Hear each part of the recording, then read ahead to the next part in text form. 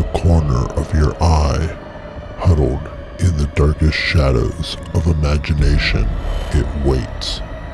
Now is the time to face the fear. Welcome to Horror Lasagna.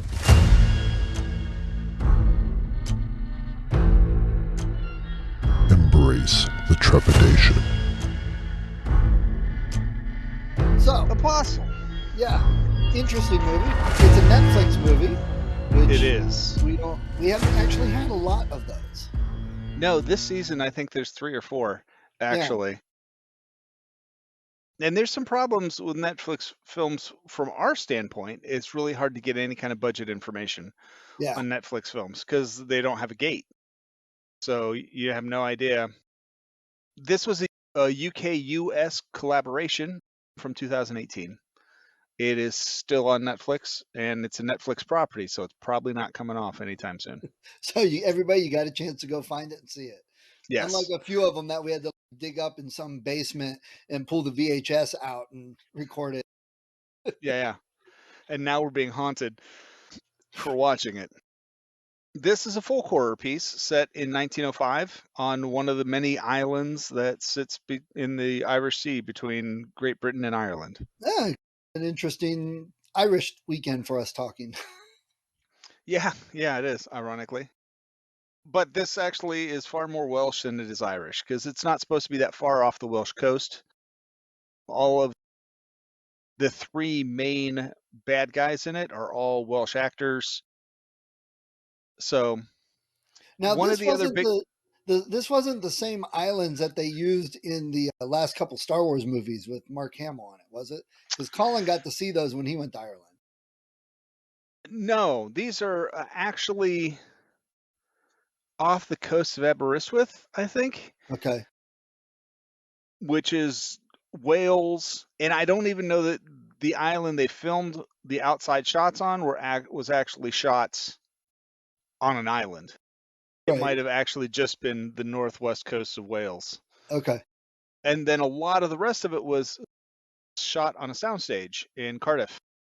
And one of the big problems with this film is that it's 2 hours and 10 minutes long. It is a Yes. long film. Yeah, that was one of my notes. Is this is really dragging in a few spots that could have been condensed quite a bit, because a lot of our horror movies that we've been watching are right around the hour and a half mark, and that seems a very prime time frame to get just the right scenes and build it up in the story and hit that horror. When it gets longer, you're not as afraid. It loses some of that suspense and horror aspect, I think, sometimes, Yeah. not every. There's this thing that I've noticed, and you guys you can write this down, call it the Reese formula if you want, but if any horror movie you're watching, when you get to the 25-minute left mark, that's when everything picks up. And if you're sitting there and you're like, I don't know, is this going to get even crazier? Check the time code and see where you're at, because if you're right around 25 minutes left, it's definitely going to pick up. You've watched 1,200 horror movies. You probably can see a pattern for the good ones. We'll Yeah. take that as gospel. Some of the movies that we have watched, and if you'll think about them, like Midsummer and both of those are very long films. However, they pull it off because the tone of the film is very different. And you don't really necessarily get to the horror aspects till the end. Midsummer definitely hinted and built up and stuff as it went. That's a big thing too. This one, I didn't feel that as much No. as like Midsummer. And I wouldn't compare the two. Just No. I think Midsummer did a better job at that kind of length than Apostle does. Yeah, I agree. Yeah. In general, I just thought this one could have been a little shorter and probably would have made it better. Yeah, I'd agree. It debuted at Fantastic Fest in September, and it was streaming on Netflix by October of 2018. So it wasn't even out there for a run. There was no theatrical run for this. It was nominated for 9 awards, and it won 1 BAFTA for the best makeup and hair. Wow, interesting. Yeah. It was written and directed by Welsh writer-director Gareth Evans. He has a Master's of Arts in Script Writing from the University of Glamorgan. That would also be across the pond. He has 12 director credits. 10 of those include a writing credit as well. And the titles include The Raid Redemption and The Raid 2. He did one of the segments of VHS 2, which I don't know if you've seen those, I but they're know pretty of it. good. Yeah. He did 5 episodes of The Gangs of London. And he's got 2 films in various stages of production. One's called Havoc and one's called Undying Love. And I was going he to say, has, I could see this movie definitely being I'm going to do everything to show what I can do to try and get other projects that I want and things. I'd see that.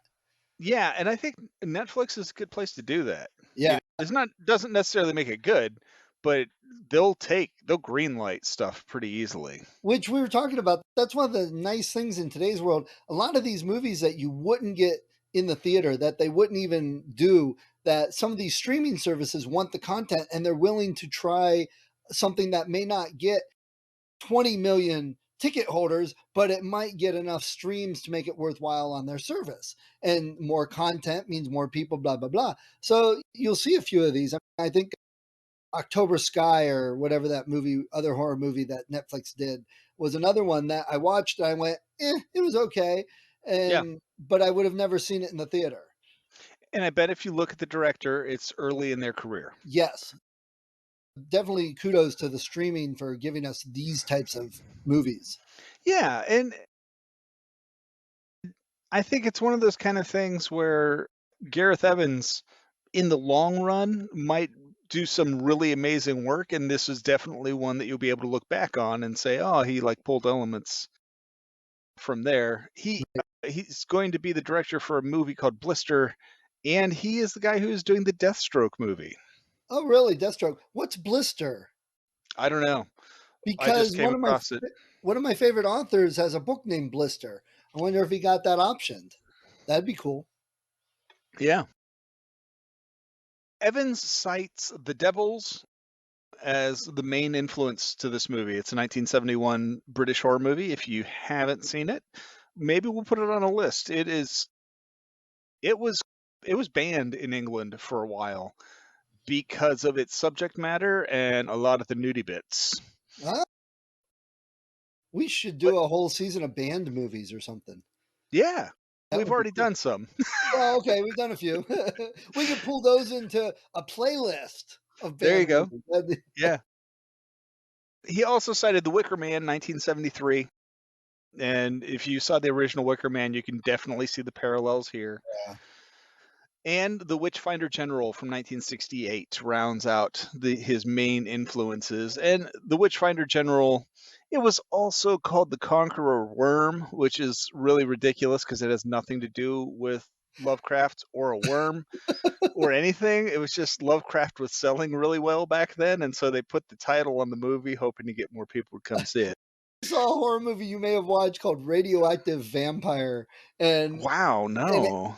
absolutely nothing to do with vampires or radioactivity. It was this girl that was in a car wreck and her face was mangled, and they were treating her like a monster, and this guy was going to do surgery.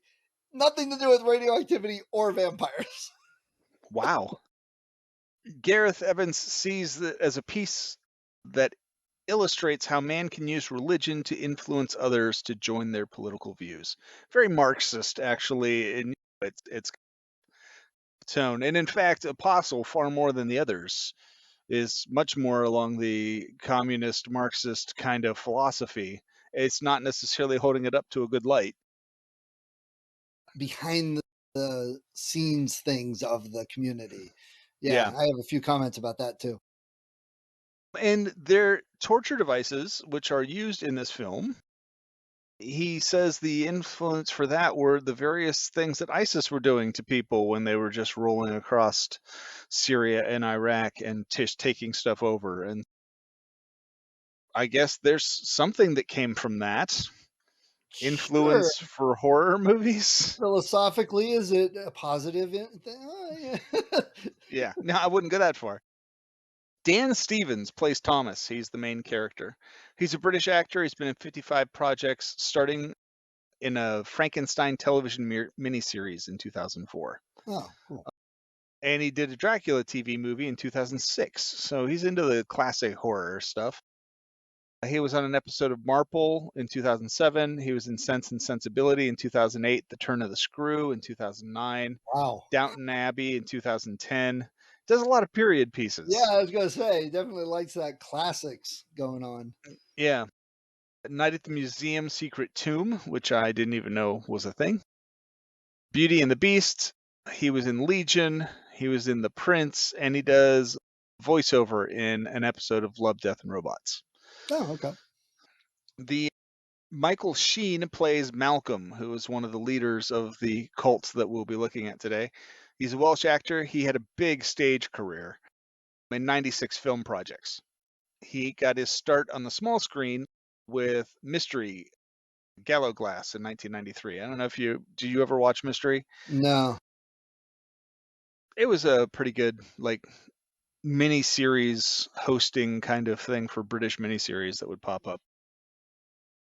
Othello, Underworld Evolution, The League of Gentlemen's Apocalypse, The Queen, Underworld Rise of the Lycans.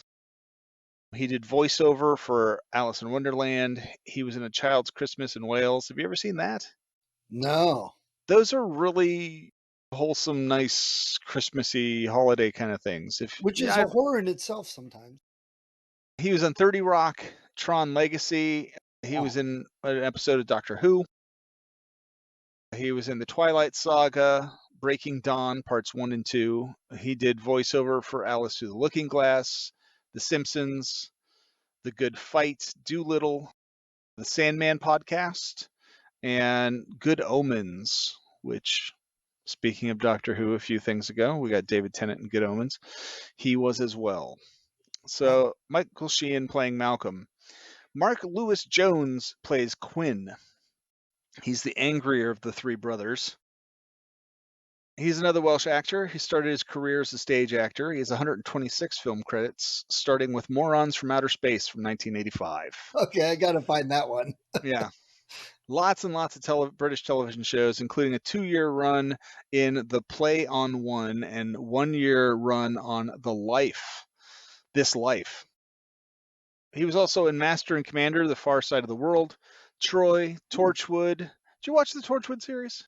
It's funny you say that. I just started this week. I never Hmm. watched it before, but I was talking to somebody how far behind I am on my Doctor Who. I picked up some Torchwood. The actor who plays Captain Jack, I always found him to be he's too good looking for his own, you know what I mean? Yeah. So he always seems just a little fake, just somehow to me. He was in Arrow also, and Right. he felt very similar. Not the same character. He was a good actor, but I understand what you're saying because it felt similar in both of those. Yeah, and that was my biggest problem with Torchwood was he just felt a little off, and But I can't even really say why. but I think that's part of his character too. Yeah. He was on Law and Order UK. I didn't even know that was a thing. Wow. He was in Merlin, favorite of my youngest sons. Colin too. A Child's Christmas in Wales as well. They pull in all the Welsh actors for that one. Robin Hood, Game of Thrones, The Lighthouse, The Last Jedi. He was in The Last Jedi. Oh, okay. The Crown, Gangs of London, The Phantom of the Opera, Outlander. He did Wow. voiceover work for Dragon Age 2, Warhammer 40,000, Ni no Kuni, Wrath of the White Witch, Star Wars The Old Republic, The Witcher 2, The Witcher 3, and Castlevania, The Lords of Shadow 2. So, He's had a pretty big, good career. yeah, a very varied career as well. Yeah. The last actor we're actually going to talk about, the third brother, I can't remember the actor's name off the top of my head, but again, fairly accomplished Welsh actor, nothing that you or I would recognize. I didn't type it all out. Lucy, IMDb it. If you there you go. Lucy Boynton plays Andrea Howe. She's an American-born British living actress. She's been in 32 productions, starting with Miss Potter in 2006, Sense and Sensibility, Law and Order UK, again, 2 in 1 movie. The Black Coat's Daughter, which if you've not seen, we I've should put heard that of on it. we should put that on a list. It's a good one. Okay. She was also in I Am the Pretty Thing That Lives in the House. another. It was a Netflix. It is definitely a literary horror piece. It's it was one of the reasons I actually got Netflix when we were looking to get Wow. Netflix. I was like, I want to see Wow. that movie. And also Don't Knock Twice, which is nowhere near as literary as the first two horror movies that I mentioned that she's in, but every once in a while we all got to do something to pay the bill. Yeah. And those are fun. Come Oh on. yeah, I would love to be in a tongue-in-cheek cheesy horror movie. That'd be awesome. sure. Spill my guts everywhere. Our movie starts with a low droning vocal as credits appear on a leather background and what looks like gold leaf, which I thought was an interesting effect to use. I'm not Yeah. really, but it did actually look like it was embossed into the cover of the leather. The whole thing's probably CGI, but as the voice reaches this crescendo, we see a train rolling through the English countryside, and Thomas is on the train reading a letter sent to his father from his sister, who is being held hostage. It then cuts to Thomas's father's house, and there's a lawyer talking to Thomas. And he says that the world believes that Thomas is dead, so he can go to this place and no one's going to know. His actual father is in the other room and he is broken, according to the lawyer. I assume it's like a stroke or something. He's sitting by the fire. And there's a quote above the fireplace that they linger on. It says, "The power of his resurrection lies in the touch of his suffering," which is, uh, I don't want to say misquote, but an interesting take on Philippians 3:10. And in Philippians 3:10, the author of the letter is saying he wants to know Jesus more fully by sharing in Jesus's suffering. Okay. So it's a little different from most scriptural readings of that verse, but not a whole lot. It's really subtle. Apparently, Thomas and his father didn't get along, but his sister is close to him, so he's going to do this. He's going to disguise himself as a member of this family of blasphemers who are blackmailing his father and not pay the ransom until he sees her alive. Now, from a strictly story standpoint, Yes. anyone learning, they always say, get to the hook, get to the conflict, blah, blah, blah. This movie, within the first 2 minutes, bam, you know what the problem is, what's happening, and we're moving on into the next part. In a movie that's over 2 hours long, you would think this would be 10 or 15 minutes worth of movie time. It's Yeah. 2 minutes and done. Moving Yeah. on. But the only thing more succinct than this would be if it was like Star Wars scrolling across the screen that you were Yes. reading. Yeah, that's it. Here's everything you need to know. Let's go. Yeah. And I must say, now that you move into this whole cult and everything, this movie could have been set in pioneer America. It probably Yeah. could have been set in some other country. There's not anything I've noticed about it that's extremely Irish, extremely Welsh or British or English or anything. That is generic per se. Not a bad thing, just saying this story could have been done in many different settings.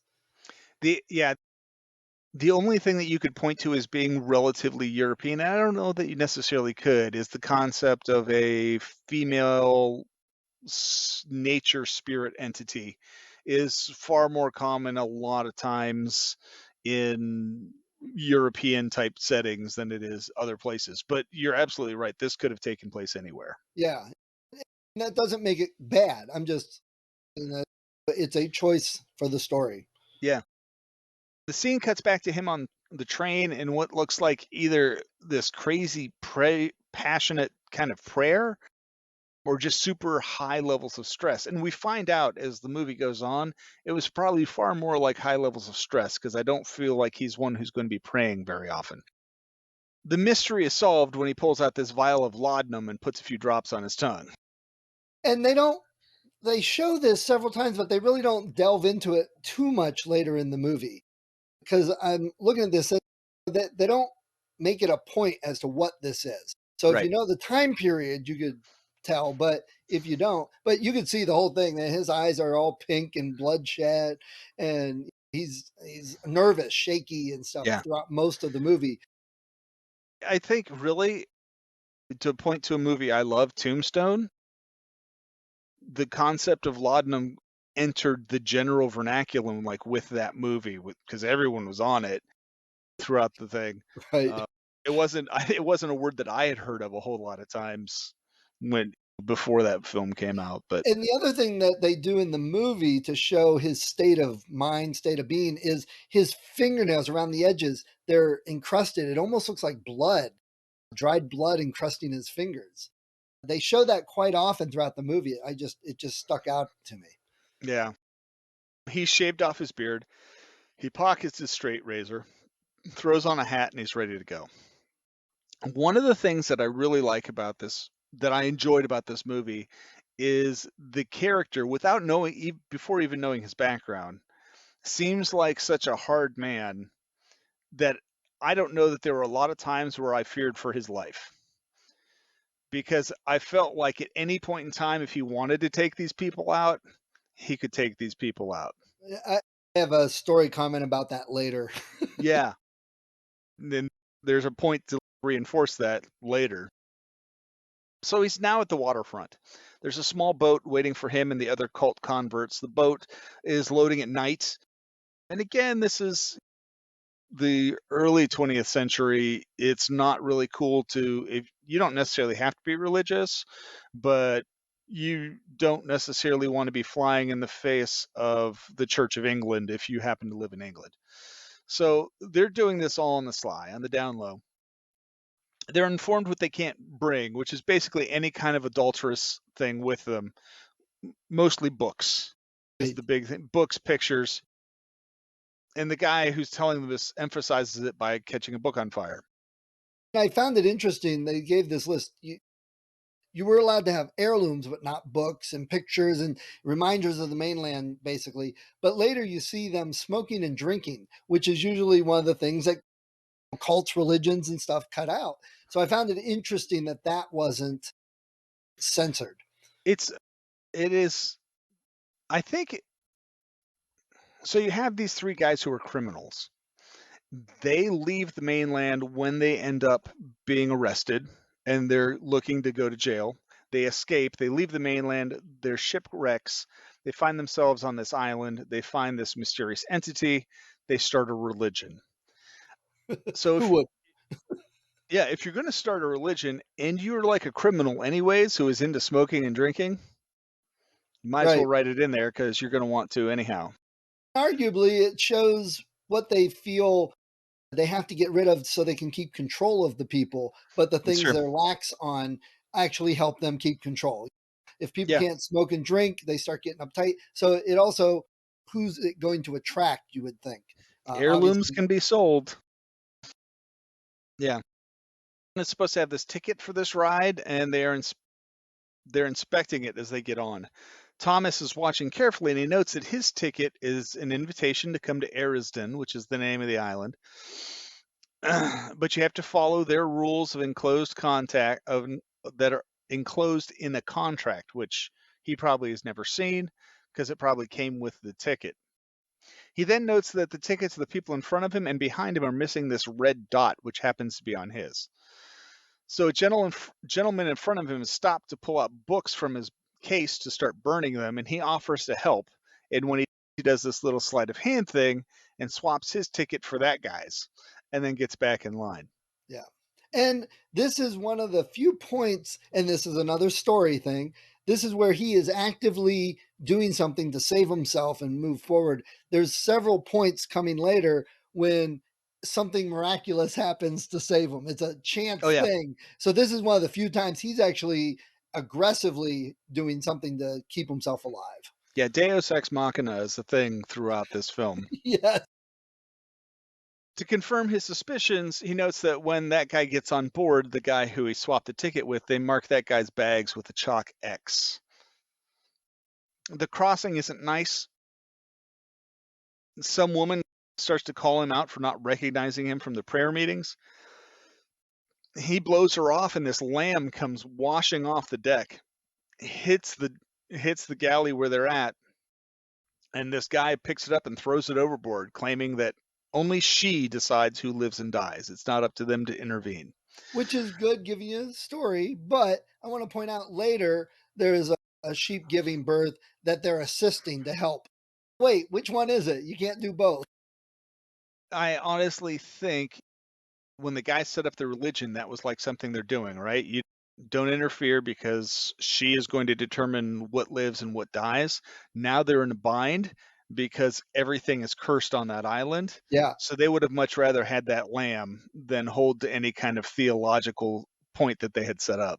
Or also, and I thought of this too, is that these are the rules for everybody, but behind the scenes, we do things a little different. So Yeah. you got that too. And also, can you imagine anyone from like our modern era America going on a boat that's basically topsy turvy and getting wet and storm? Man, there'd be so much complaining and Oh, yeah. want my money back and stuff. No money here, but And that was a short trip. They weren't yeah, going far. just across Um, the channel. the next morning finds travelers on rowboats and they're being pulled up to this small island bay. As they approach the dock, there's this group of thuggish looking men who come down to meet them, and they're all in matching frocks. Luggage is unloaded, and we see the one with the X on the side, and Thomas gets his bag from the porter and heads down the dock, glancing over his shoulder as the thugs and their leader quietly surround the guy who owns the X'd bag. The scenery is amazing. It's absolutely stunning in this. As they all carry their bags, they start up this hill, seeing these crosses in the distance. When you're looking at it, it's three crosses, your typical kind of Christian emblem. It turns out they aren't crosses, but what is left of a ship that a wave took up and set down basically on top of this cliff. So, It's a huge cliff. That was some wave. yeah, that was quite the storm. They get to the settlement, and Thomas begins to take in the sights. There's a statue of this cloaked woman. And as he passes it, Jeremy, who is the porter from earlier, offers his services if Thomas should need anything.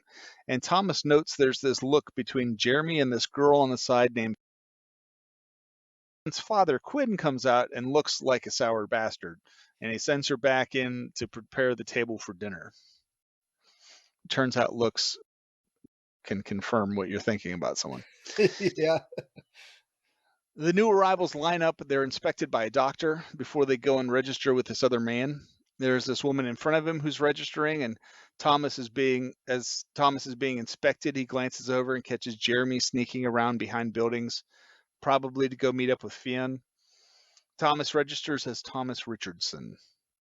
He gets to his room, and he has this receptacle. Everyone gets a receptacle. It's just a quart jar, really, and a small loaf of bread, and immediately begins casing his room and looking out to the yard. And he finds a book of the prophet Malcolm, or Eridan, and he begins to leaf through it. I did want to point out that the woman who was in front of him had been arrested for loitering, Yeah. and the guy points out to her that she is free from all that kind of oppression here. That you're here, you're part of the community, will take care of you. Which kind of again reinforces the whole communistic kind of thing. Like, as long as you're here, we've got you, but you're going to do exactly what we say. I was wondering what type of record would get you banned and barred, and then what would happen? Because Yeah.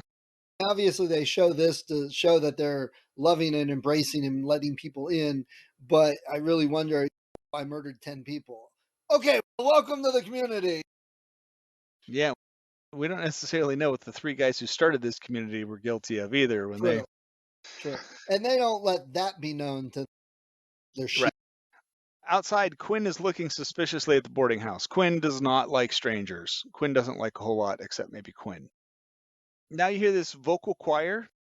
It cuts to hearing this vocal choir singing some kind of hymn. It's called The Almost Christian. It was by Isaac Watts. It was popularly found in hymnals throughout the 19th century. It's died off. You're not going to find this in modern hymnals anymore, but it was like a big hit back in the 19th century. Obviously, the ceremony, church has started. Thomas is late leaving the boarding house. It doesn't really seem to bother him. He's just like walking out. And he's not the only one. There's this woman, Andrea, who comes walking up, and she says that Malcolm, He hates it when she's the last one there. Malcolm is the guy who wrote the book, the prophecy book. There seems to be something momentarily between the two of them, like this kind of romantic spark. He's about to go and he sees the thugs arriving back in town and they're carrying somebody. And it would be that poor guy who he swapped tickets with. It doesn't seem to bother him though. Right. Oh, good for me. And he rubs some dirt or something off of her cheek, and she makes some comment almost alluding to that it would have gotten her in trouble if she had showed up like that.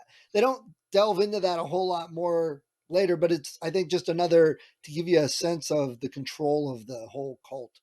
Yeah. That's what I took it as, because it never really showed back up. And as Steve and I, who were talking about this beforehand, I have to admit, I had mentioned a lot of this movie seems like a thriller. You don't really get horror elements introduced or supernatural elements introduced until now. Yeah. And And it's just it's a subtle passing thing, yeah. Once he gets to the prayer house, Malcolm is in there telling his origin story. He and his two brothers were sentenced to death, but they escaped and came upon this island where they heard her singing. Whenever I refer to her in here, it's always capital H because that's how she's listed in the credits, as her. makes sense. They just call her she and claim she is the goddess of the island. He claims to be her herald. As he's preaching, Thomas and Andrea share another kind of knowing look between the two of them. Then Thomas notices an almost ghostly figure walking outside the building that no one else seems to see, except Malcolm. Malcolm notices it too. Andy notices that Thomas seems to see her as well. He has this whole libertarian kind of speech. It's met with applause, and it's only mildly interrupted, the applause, when one of the thugs comes in whispering to his brother Frank, who gets up and leaves. After the service, Thomas goes out and looks down the side of the building for this mysterious woman.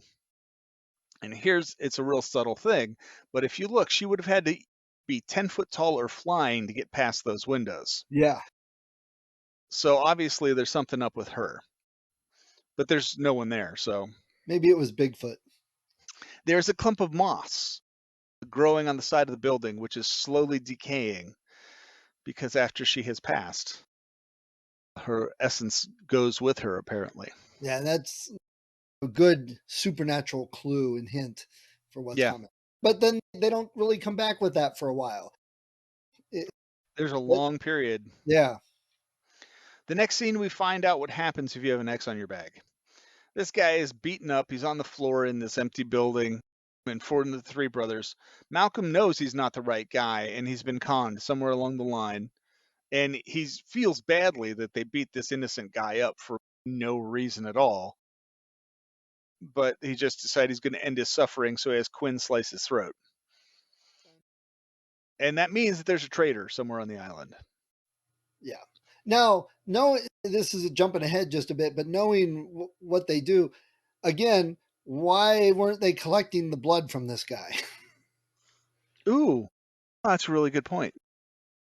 Basically wasted it. Again, there were just a few little scenes that seemed like it was because that's dramatic, but it didn't make sense with the whole mythology going on in the story. They do have a whole meat processing thing. Maybe that's what they did with the rest of him. Could be, but cut his jugular and not much blood's going to be left after that. There's a lot cleaner ways to kill somebody.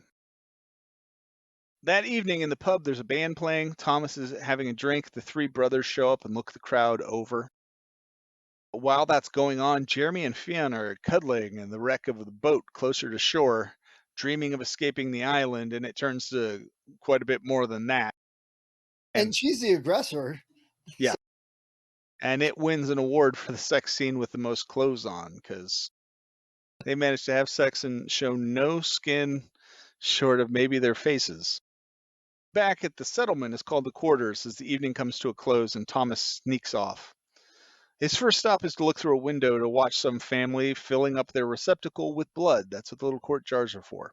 That was the lady that was ahead of him in line with met the little girl there. Yep. His next stop is looking into Andrea's window. Creeper. but he's actually doing it because Malcolm lives there too, and he's pulling up this rug in his dining room, which reveals a trap door leading below the house. Thomas tries to follow. As he does, he like physically runs into Fionn, and he tells her to hush and lets her pass. He then sees Jeremy in the distance and heads back to his quarters. Comes back to the hallway and he notices that everyone's quart jars are sitting in the hallway outside their door. As he walks down the hall, there's a white-haired woman that he saw walking outside the meeting hall before. She's standing at the end of the hall. And she, of course, disappears when he turns. She's not really there for him to see. She's there for the audience to see. Then he does this brilliant thing where he takes someone else's jar and dumps half of it into his own jar so that he doesn't have to worry about having to bleed into a jar. And we figure out what this is for, but this is another thing I would have thought it would have appeared somehow later. It's just the first hint of what they do. And then the jars in the blood never really brought up again. I don't know. To me, it just seemed like they should have something in the background again with the blood or brought it up or whatever. If you had any doubt about what the blood's for, when he goes to unlock his door, he cuts his finger because his key is ridiculously designed. I thought about that and like it looks like it's designed to do exactly that, to puncture and let blood loose. So I thought that was Yeah. A few drops spill out from his finger and hit the floor. He goes inside and then the blood drops slide across the floor to this crack where there is a mouth underneath the floor, like eagerly lapping it up as it slides through the cracks of the floor. yes. We know what it's for. Yeah, it's feeding the floor monster. Yes. But he goes inside and he starts to make a map of the compound, which is actually a pretty smart thing to do. Now we see where that trap door that Malcolm went into empties out into. It's this large barn-like structure. He's greeted by this large silent figure. And that's all the more you get is there's this And big barn and this big figure.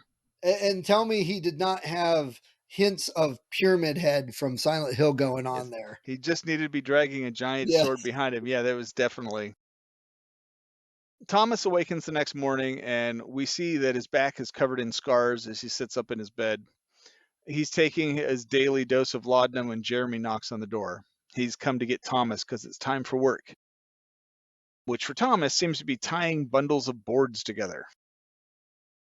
Know why, but why. They're ripping apart the ship. That's another very cult. So now you're here, you're cut off from everybody. You can't escape. The ships are gone. Yeah. Jeremy approaches him as to why he was outside, and he knows that Thomas has him dead to rights. And Thomas takes this opportunity to be like, hey, you know what? It's okay. We're both good guys. It's going to be fine. I'm go blackmail you now. Yes. And if you didn't think that he was going to blackmail him, the next scene you find out for sure because Thomas needs help cutting up the ship by the shore. So he goes to help him. And the boat belonged to an enemy spy, but she protected them by stopping the man from leaving. They're hauling the wood back. Thomas thinks he's got a friend, so he shows Jeremy this picture of his sister. And Jeremy tries to run. Just like super nervous, he's going to run. And Thomas just tackles him, and you get the real true glance of what Thomas really is. He demands answers. It turns out everything's not great on the island. Crops are failing, animals aren't breeding, so they needed to have his sister's money to smuggle food in from the mainland. They tied her up in a box for safekeeping, but the money never came. But then, in a turn of events, Jeremy's like, don't pay it. Don't pay the money. This place is awful. And again, that shows, look at this wondrous society we're building, how great it is, but down underneath it's really rotten and Yep. very despicable. Thomas tells him that if he wants his little affair with Fionn to be a secret, he'll do whatever Thomas asks. And right around then, if you haven't had it yet, this is where you get that feeling that Thomas is a badass and he's seen some stuff. Yeah. And he also has the I don't care about my own life attitude going on. Yeah. Yeah. That helps a lot when you're in a situation like that. Malcolm and Quinn are delivering a lamb, and it turns out it's all deformed, and it just confirms what Jeremy had said. Malcolm says she will provide them with another clean harvest. An announcement is made that all new arrivals should make their way to the church.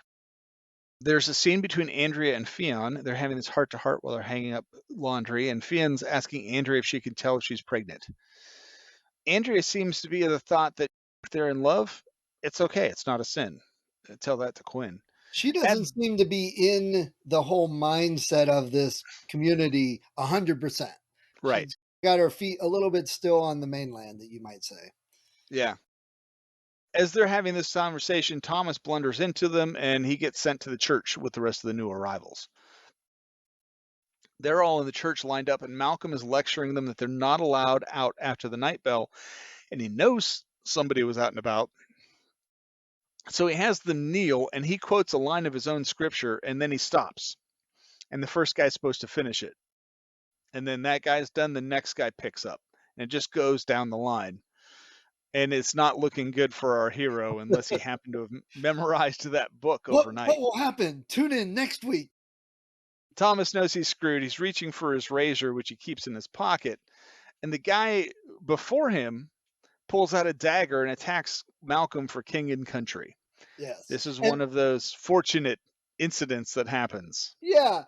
And that once in a story is good, but more than one of these happens. It's like multiple times these types of fortuitous events happens, and it's a bit like, oh my god, of course something happens to save him. Yeah, so I know how it works in the story, but it sometimes gets weak after a while. I think there's this whole thing, though. It's referred to as Deus Ex Machina, right? The God machine. But I think in this instance, there's a lot of things that are happening where the captive God knows that he's there and knows that he is the article of its salvation. And so it is causing things to happen. So you're right there, and I'm not a movie maker, I'm not a filmmaker, I'm not even the great storyteller, but in that case, if they would have flashed on she and then back, it would have connected that she's in control. That would have been totally different than this guy just attacking Right. or because of what it is. So that honestly, I think would have been a stronger thing to do. Yeah. And I'm not even saying that's necessarily right, but it's definitely plausible Yeah, I can see because that. it seems like on this island, if she's not bound, she can do whatever the hell she wants. She runs the place.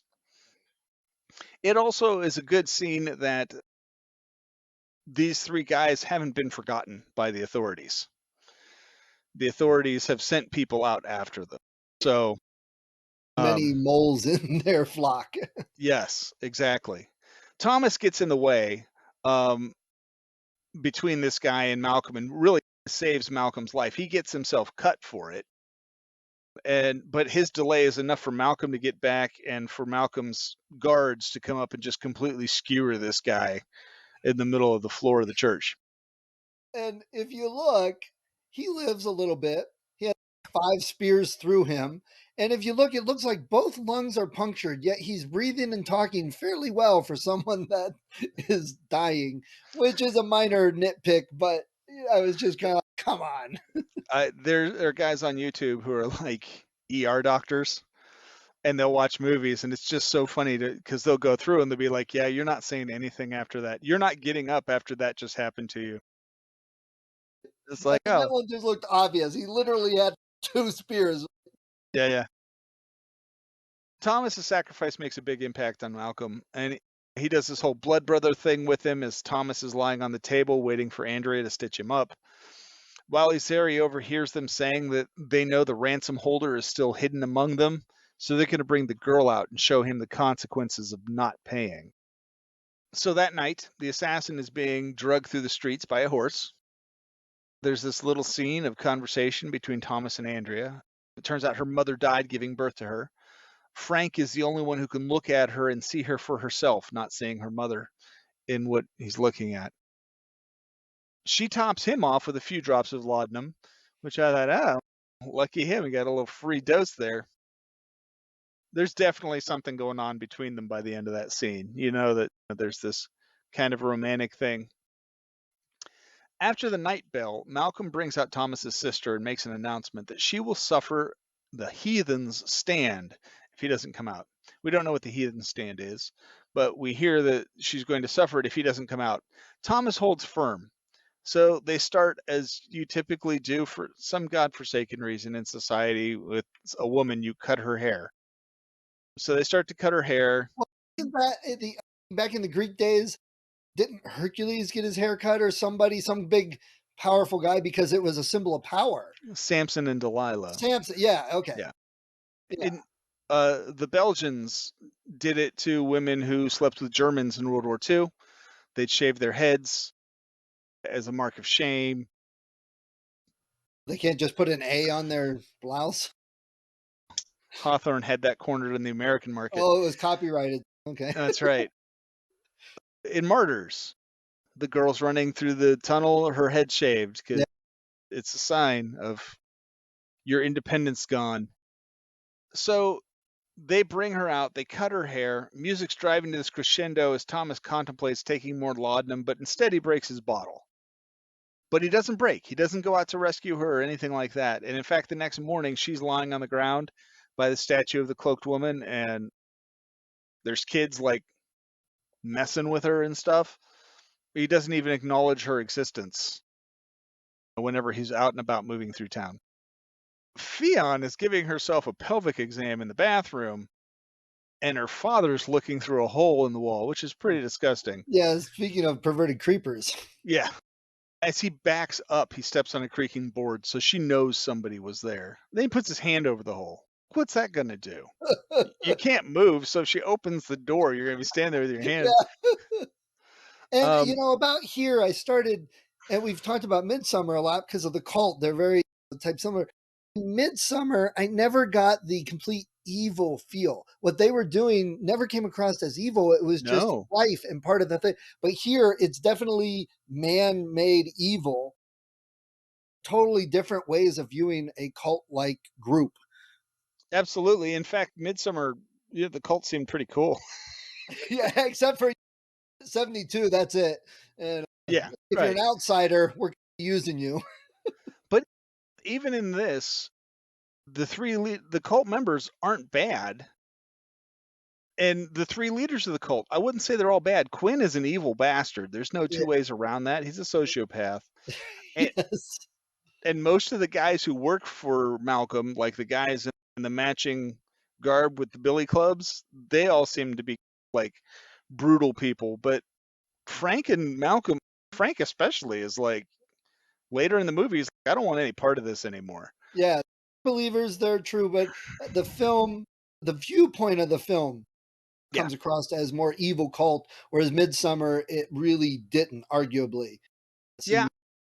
I think with this, you get the power of personality in this, because Quinn basically later in the film just takes over. He's got this hard personality. He's just going to do it his way, and he's just going to kill you if you get in his way. And he has people who are backing him up on it. And he wanted that.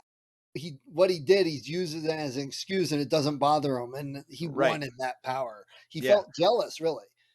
Midsummer, on the other hand, is no individual. It's the entire community working as one. Yeah. Because in this, you actually get parts where, like, the people who live there are scared of Quinn and his men. They won't rise up against him. And in Midsummer, everybody was like, hey, you know what? You need this girl drowned? We'll drown her in a lake and then put her in this place and catch the place on fire. That sounds good. But here, have some drugs first. Yeah. So the children are there poking Jennifer with sticks. They're braiding her hair. Malcolm looks on, and he seems to find some distaste for the whole situation, coming back to the conversation we just had. Yeah. He and Quinn are making plans. They'll have this celebration, and while everyone's there, they'll search the rooms. Andrea comes out and chases the children away and brings food, water, and a blanket to Jennifer and promises that no one will harm her. Liar.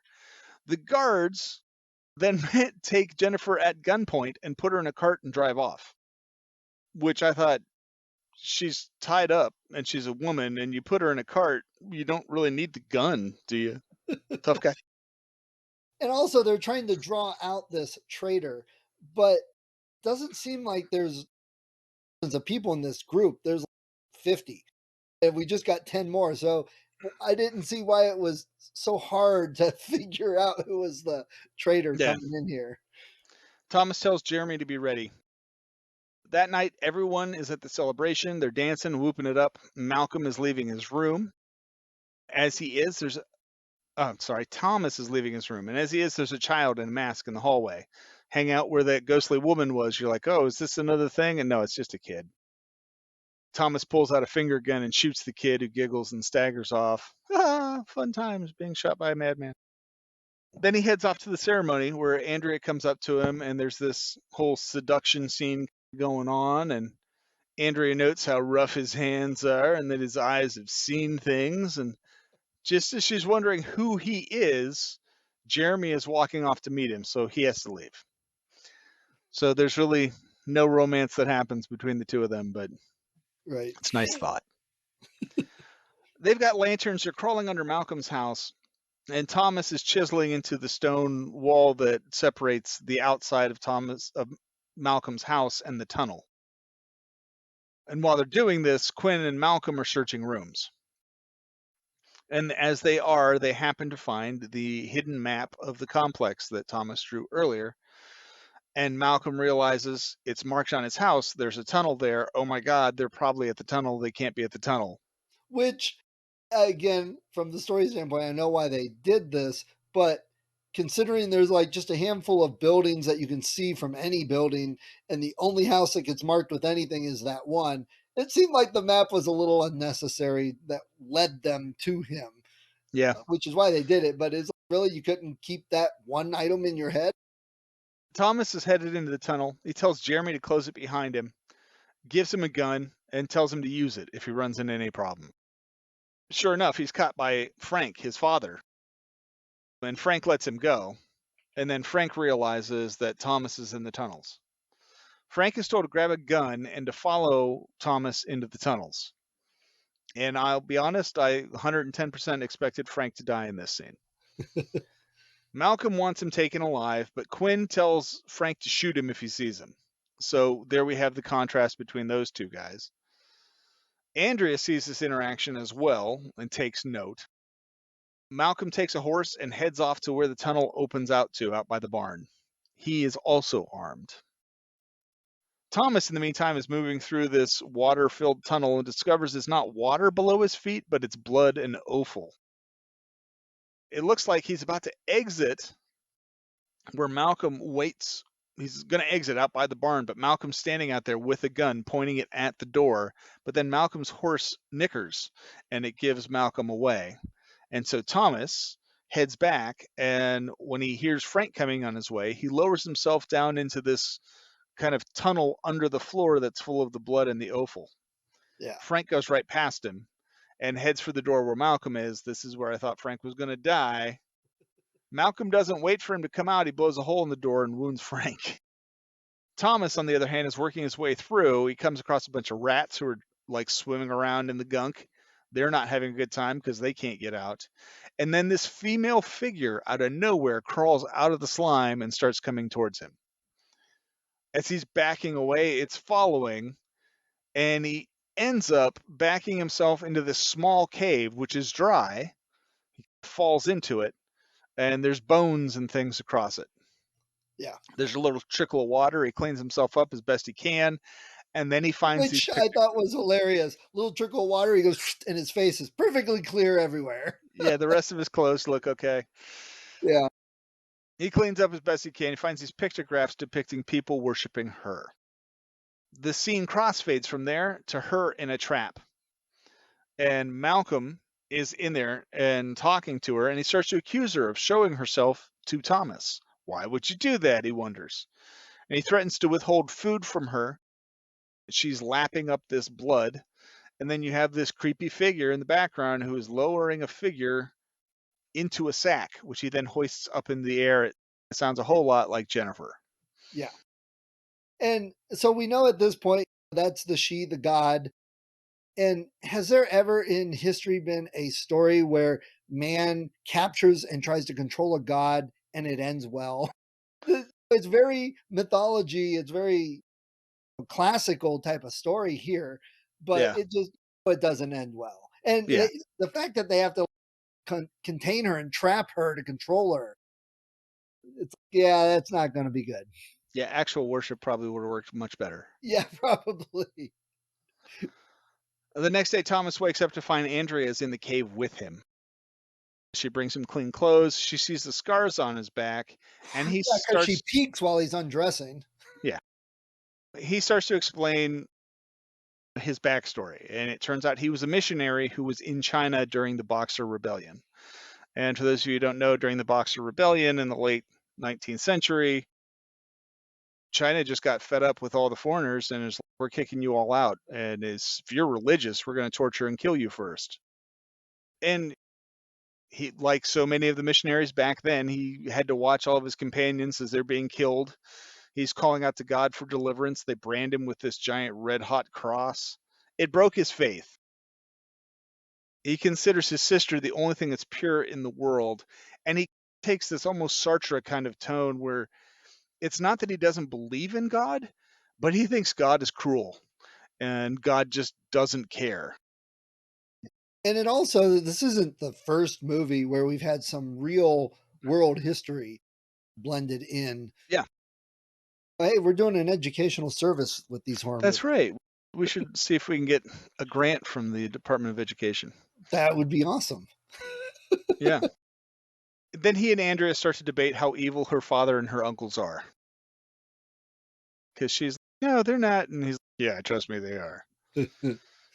Back in the village, Quinn is in his house brooding, and Jeremy is carving the word hope into a wooden plank for a door for he and Fionn when they get away. Malcolm is looking for Frank.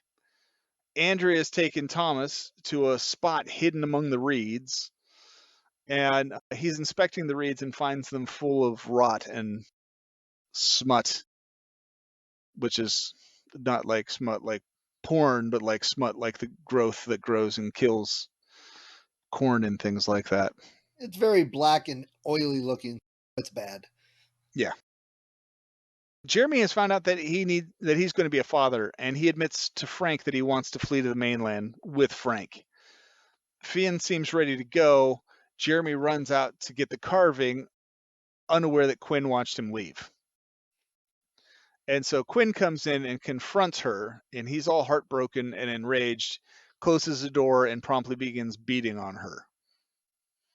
Malcolm confronts Frank at the dock, saying, what are you doing? And Frank's grown this conscience. And Frank calls Malcolm out for all of the current bullshit, and Malcolm tries to get him to agree to stay and help me fix it.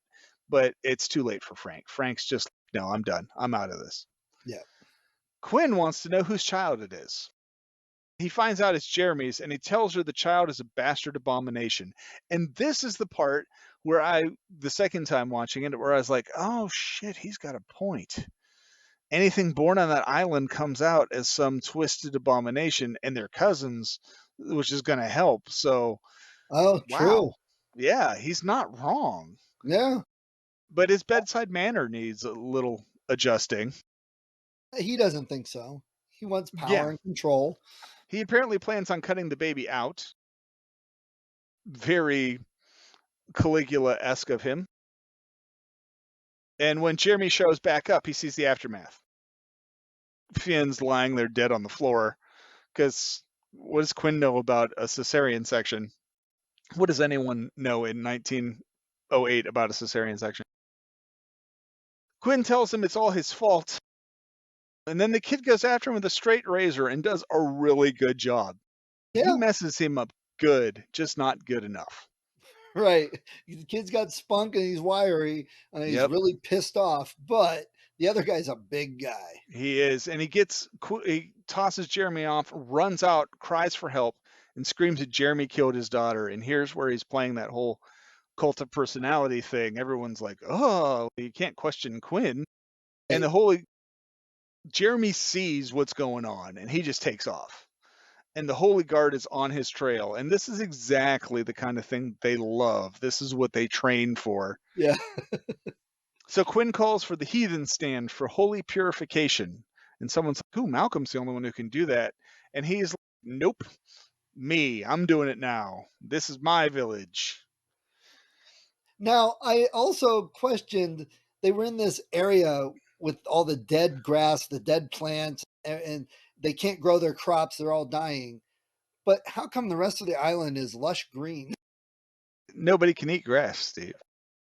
Okay, so that spot's kind of dead. Why don't we go plant over in the other 85% of the island that's all still good?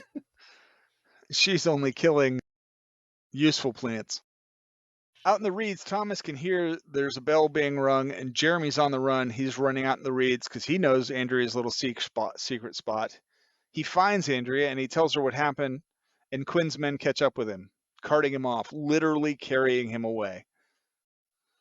Back in the village, they're constructing this large wooden device. Quinn stands at the head of it, flanked by 2 men in black hoods, and the entire town is turned out to watch. Yeah, They do this. very medieval. He does this thing with camera angles, and I think he overuses it, where he takes the camera and he like shows it upside down and then rotates it slowly until you're back. And Midsummer did the same kind of thing, but sparingly.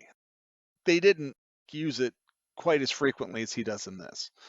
So, like the second or third time that he does this in this movie, I'm kind of like, yeah, okay, we get it. You like to flip your camera around. This one made sense because they were showing like the camera from the kid's angle. That one made sense. He's coming into Yeah. the scene. Yeah, a whole lot. I agree. They put Thomas on this device, which basically clamps his arms and legs in place so he can't move them. And then his head as well. Andrea calls Quinn out, saying that he can't do this. He ignores her pleas. The men grab Thomas. There's a guy on either side of him. And Quinn basically tells Andrea that he killed Finn. But it's like this quiet kind of whisper, I did this. And then he shaves the top of Jeremy's head, and there's a hole saw that he brings out with a crank, and they just hole saw directly into his brain case. Very dramatically and gruesome. Yes. Once the hole is there, he pulls out this symbol of purity, which just looks like a little scrap of cloth or something, and puts it in the hole and declares, all better now. All better. Yeah, that was a very gruesome scene. Yes. Yes, it was. Yeah. And the winners of the Worst Timing Award go to Malcolm and Frank, who show up just at the end. Malcolm realizes what has happened in the power structure. He's, I'm not in charge anymore. He tries to win the crowd back, but Quinn basically puts him in a bind by demanding, oh yeah, you're tough enough to lead us? Why don't you kill Thomas? And Andrea's, you can't do that. Don't be the man that they want you to be. But he has them pull Thomas to his feet, and he's just about ready to kill him, and this gun goes off. Frank is running off with a gun, and he's just saying, she has to die. And the thing I see here, and could be a subtext of the whole movie, is we have this religious cult that arguably was started with good intentions, has gotten corrupted, evil. So the power hungry guy is taking charge, and the people are going with it because the corruption underneath has been boiling and making things bad. They need food. They want something to change. So that gives the power.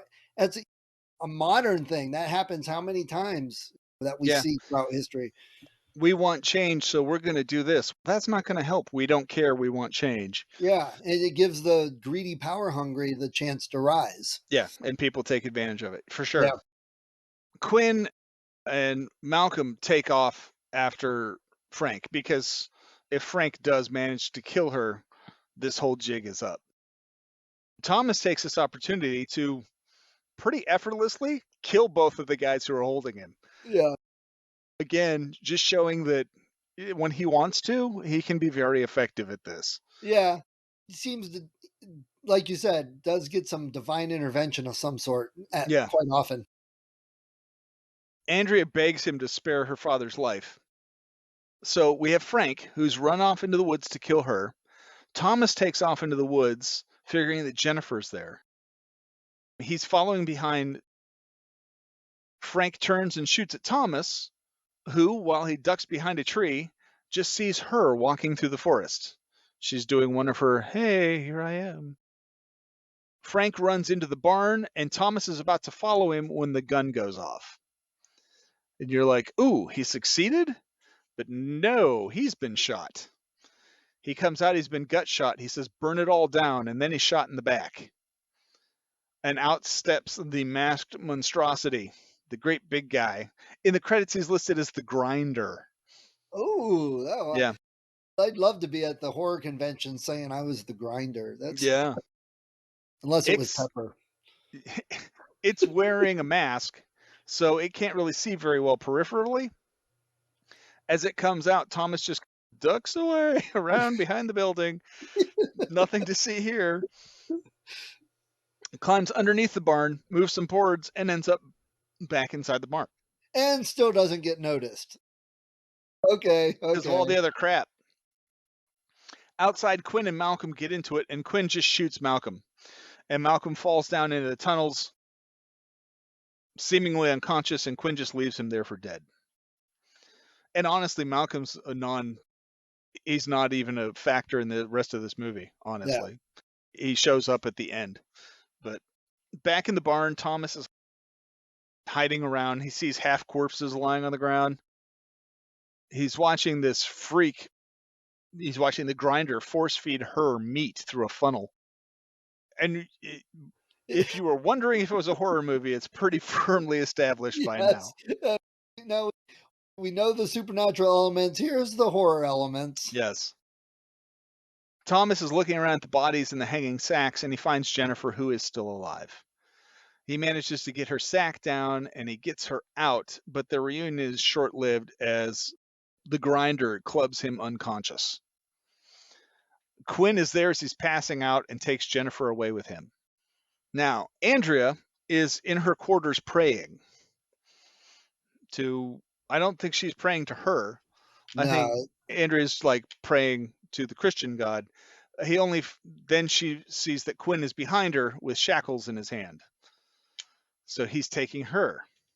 We cut back to Thomas, and he's on this kind of device that has these wires with hooks, and the hooks are in his hands. It's connected to this great big meat grinder. And the freak is turning the handle, pulling him closer and closer to the grinder. This reminded me a whole lot of a James Bond escape scene, right? This whole last bit of scene is a lot like any of the Texas Chainsaw Massacre movies, too. Yes.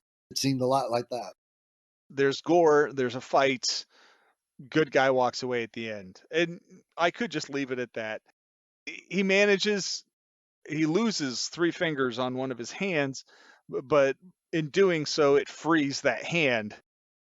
And so he uses that freed hand. He gets in a fight with the Grinder, gets a chain wrapped around his neck, sets off some counterweight, which snaps the guy's neck and kills him. Maybe this is the reason he took the laudanum the whole time, because he's basically numb, so it didn't stop him when he was like during all of this. Yeah. So the Grinder is dead. He's left alone, and her addresses Thomas in a foreign tongue. And as a guy who like studies Gaelic and things like that, it was not that. It wasn't any of the Celtic languages as I recognized them, but there were a lot there, and I don't know enough. I couldn't tell you any Manx or Cornish or Breton for that matter, so maybe it was, but she addresses Thomas in a foreign tongue and gets up out of her little nest and touches his head, and she tells him that she knew he was coming. He falls to his knees, and we cut to this scene outside where 2 of Quinn's men find this figure in the woods in a cloak, and they cautiously approach. And you can see from the camera angle that it's her, who smiles as the camera cuts away. So we're figuring out it's not good for these 2 guys. No. Quinn ends up chaining these ladies to a tower wall in the church, and he goes through this whole monologue. And he basically tells them that he's the one who imprisoned her, and he started force-feeding her animal product, and he always resented the power that Malcolm has had over the cult. And this is a little bit of good versus evil. Malcolm, I think, did have good intentions. Uh, Originally, a little bit of power hungry, maybe, but and it shows how it got corrupted and the evil is now taking over, winning. But that could be a subtext of this movie, also. yeah, I see him on a spectrum where you have Frank, who is a good guy, basically, and then you have Malcolm in the middle. That was so funny. And then you have Quinn, who's evil. And if you ever needed to know, Quinn is definitely just basically saying that I'm the bad one here. Yeah. And they ping pong back and forth between Quinn monologuing to these ladies and to Thomas. Her is showing Thomas all of this history, like directly into his brain, and asks him to set her free. And apparently, the way to do that is to get up and light the place on fire, because that's what he Well, does. that's a trope in a lot of the horror movies. Sure. That Purifying fire. yeah, exactly. She seems to be happy about it as everything starts to burn. He asks her forgiveness, and she just silently sits there and burns as he backs out of the burning barn. Malcolm is alive in the tunnel and hears her scream, so apparently she wasn't happy the whole time.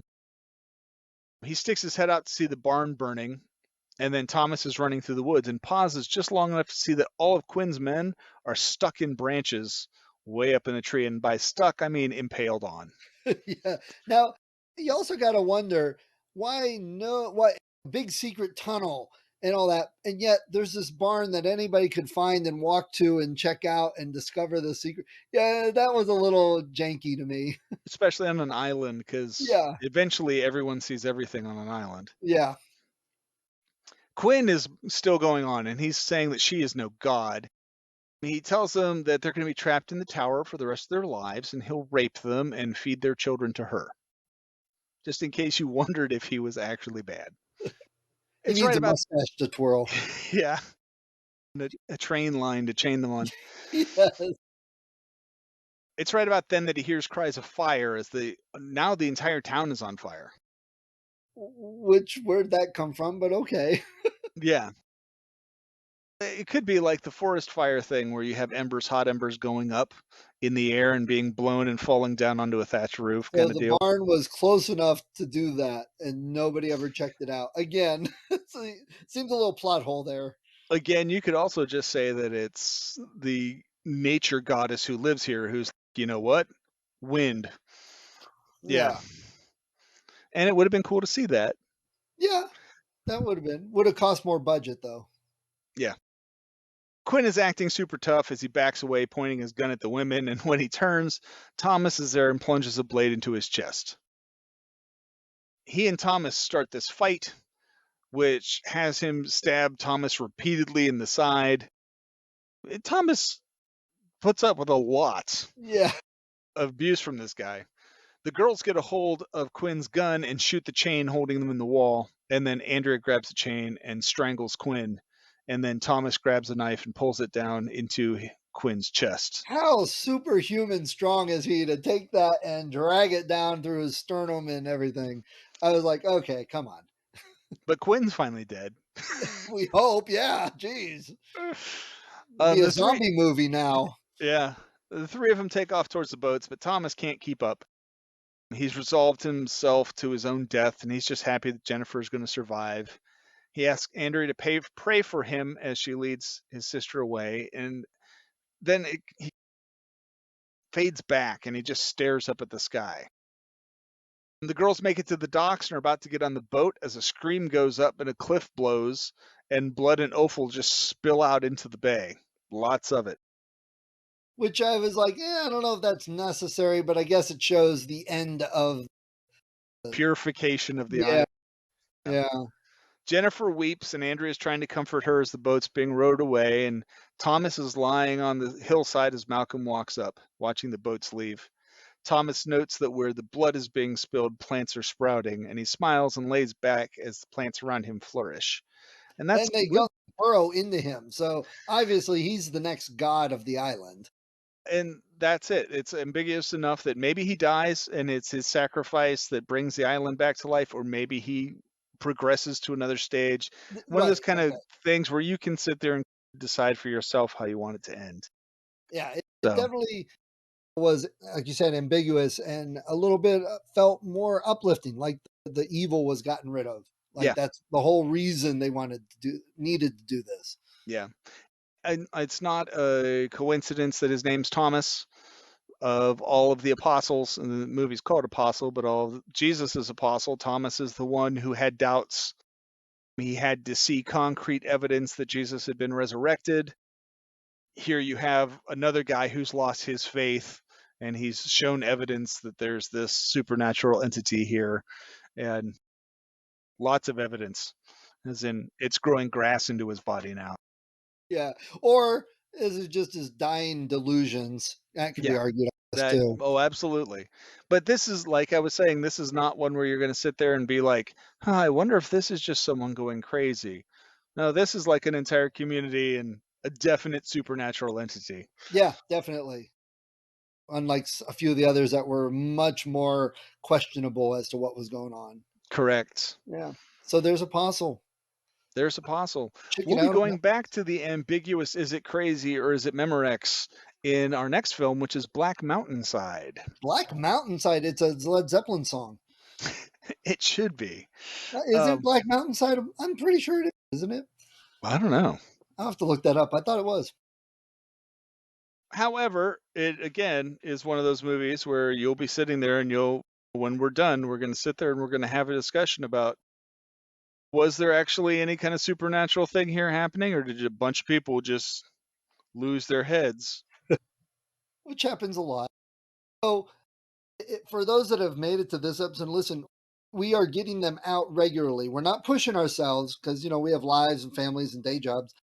So we're getting them out on the first and third Friday of every month. And it's been pretty steady for the last couple months. This one will probably be out maybe like the first one in October, I think. I have to look at the actual numbers. But yeah, they're coming out pretty good. Anyone that's listened this far, there you go. Yeah, there you go. Anybody who's stuck with us this long.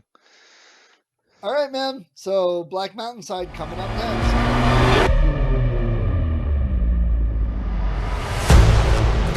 The creature slips from perception. Pay attention. It will rise again.